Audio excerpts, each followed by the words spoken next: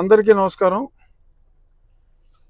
ఈరోజు నేను చాలా ఆలస్యంగా అల్లు అర్జున్ ఆయన్ని అరెస్ట్ చేసిన విషయం తెలిసింది.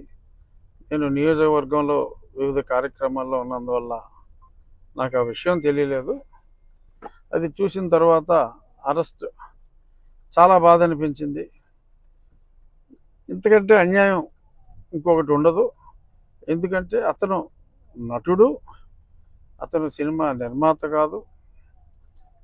తన యూనిట్ అక్కడ షో వేస్తున్నాం, బెనిఫిట్ షో అంటే ఈ ప్రభుత్వం ఇచ్చిన బెనిఫిట్ షో, తెలంగాణ ప్రభుత్వం ఇచ్చిన బెనిఫిట్ షో.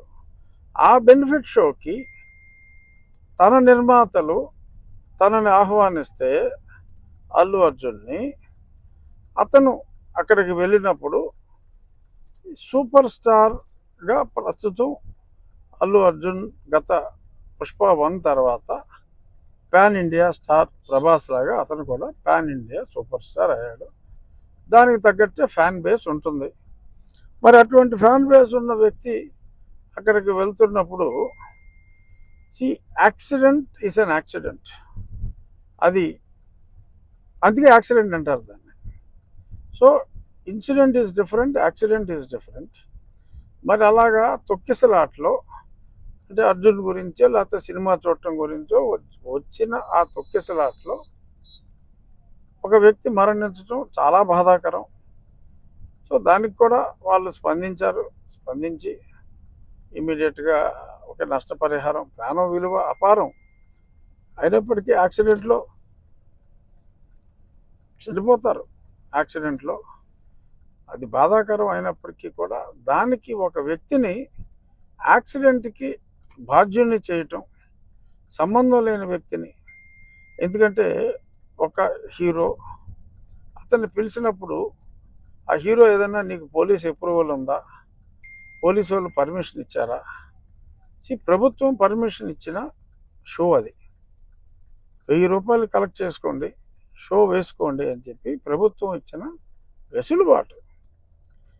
సో ఈ పర్మిషన్ కూడా ఉంటుంది అని అర్జునే కాదు ఎవరైనా అనుకుంటారు అక్కడికి వెళ్ళేటప్పుడు.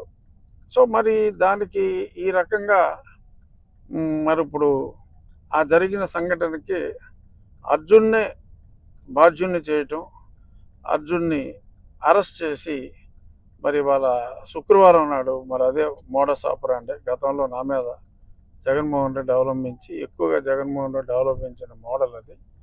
మరి యాదృచ్ఛికంగా జరిగిందా, శుక్రవారం కావాలనే జరిగిందా? ఏదేమైనా అల్లు అర్జున్ అతన్ని అరెస్ట్ చేయటం అనేది అత్యంత బాధాకరం. మానవ తప్పిదం. బట్ దానికి ఎవరెవరో సోషల్ మీడియాలో 10 సంవత్సరాల శిక్ష, ఏదన్నా యాక్సిడెంట్ ఇన్సిడెంట్లో ఇప్పుడు దాకా ఎవరికైనా 10 సంవత్సరాల శిక్ష పడిందా? అంటే ఇప్పుడు పడుతుందని కాదు, డెఫినెట్గా నాన్ బెయిలబుల్ సెక్షన్లు పెట్టినా court can give the bail and I'm sure Arjun will get the bail. అందులో ఎటువంటి సందేహం అక్కర్లా, తప్పకుండా అతనికి బెయిల్ వస్తుంది. కానీ ఈ రకంగా మరి చేయటం అనేది, ఇంకా సినిమా స్టార్స్ అనేవాళ్ళు ప్రజల్లోకి రావటానికే భయపడే సిచ్యువేషన్ క్రియేట్ అవుతుందేమో అని నాకు అనిపిస్తుంది. ఇది డెఫినెట్గా రేవంత్ రెడ్డి గారి దృష్టికి వెళ్ళే మరి అరెస్ట్ జరిగిందా, ఆయనకి తెలియకుండా జరిగిందో నాకు తెలియదు. ఖచ్చితంగా అల్లు అర్జున్ని he must be released immediately. This is the demand of the public. తప్పు చేస్తే శిక్షించండి. ఆయన ఎవరైనా ఏదైనా హత్య చేస్తే శిక్షించవచ్చు, అంతేగాని ఒక యాక్సిడెంట్ జరిగితే ఆయన గురించే జనం అందరూ వచ్చారు, మీరిచ్చిన అనుమతి వలన ఆ సినిమా చూడటానికి వచ్చారని ఎందుకు అనుకోకూడదు? అలా అనుకుంటే బాధ్యులు ఇంకెవరో అవుతారు. సో దయచేసి my appeal to honourable chief minister of Telangana, దయచేసి ఈ కేసు నేను ఎవరైతే ఆ కంప్లైంట్ ఇచ్చారో ఆ కంప్లైంట్ ఇచ్చిన వ్యక్తి కూడా ఇది సమంజసం కాదు అని ఆ కంప్లైంట్ కూడా విత్డ్రా చేసుకోవటం జరిగిందని కూడా నేను చూశాను. సో కాబట్టి విజ్ఞత ప్రదర్శించి ఇటువంటి కేసులో ఇరికిస్తే అది చాలా చెడ్డ మెసేజ్ ఇచ్చే అవకాశం ఉంది. కాబట్టి it might be an anomaly, kindly rectify it అని చెప్పి మనస్ఫూర్తిగా నా మిత్రుడైన రేవంత్ రెడ్డి గారిని మీడియా ముఖంగా నేను రిక్వెస్ట్ చేస్తున్నాను. తప్పకుండా Allu Arjun will get bail immediately. అందులో ఎటువంటి సందేహం అవసరం లేదు. మరి అంత సూపర్ డూపర్ హిట్ ఏదో 1000 కోట్లు దాటిందంటున్నారు. నరఘోష అయి ఉండొచ్చు Arjun. Don't bother, he will come out clean. He will come out hopefully today itself or latest by tomorrow.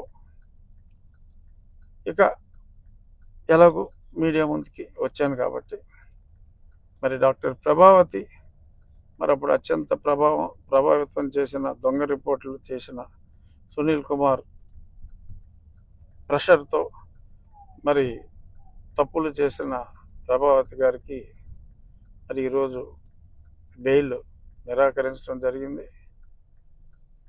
మరి సునీల్ కుమార్ గారి విచారణ జరుగుతున్నట్టుగా అది కూడా మీడియాలో చూశాను. సో త్వరలో డెఫినెట్గా ఆ తప్పు చేసిన సునీల్ కుమార్, సునీల్ నాయక్, పద్మావతి వీళ్ళందరికీ కూడా వీళ్ళందరూ కూడా శిక్షించబడతారని, ఇలాగ తప్పులు చేసిన వాళ్ళ మీద యాక్షన్ తీసుకోండి. అంతేగాని సినిమా యాక్టర్ ఫంక్షన్కి వెళ్తే ఎవరో తొక్కేసుకుంటే అది చనిపోతే హీరోని బాధ్యం చేయటం ఇటువంటివి కాదు. అఫ్కోర్స్ ఆ రాష్ట్రం వేరు, ఈ రాష్ట్రం వేరు. అయినప్పటికీ బాధ అనిపించి చెప్తున్నా. నా కేసు అప్డేట్స్లో ఇది. అలాగే నేను జగన్మోహన్ రెడ్డి గారి మీద వేసిన సుప్రీంకోర్టులో మళ్ళీ తిరిగి జనవరి 10వ తారీఖుకి అది వాయిదా పడతాం జరిగింది ఈరోజు సుప్రీంకోర్టులో. Thank you.